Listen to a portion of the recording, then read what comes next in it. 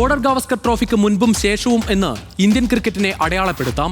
ഇതിഹാസ താരങ്ങളായ രവിചന്ദ്രൻ അശ്വിനും രോഹിത് ശർമ്മയും വിരാട് കോഹ്ലിയും പടിയിറങ്ങാൻ കാരണമായ പരമ്പര.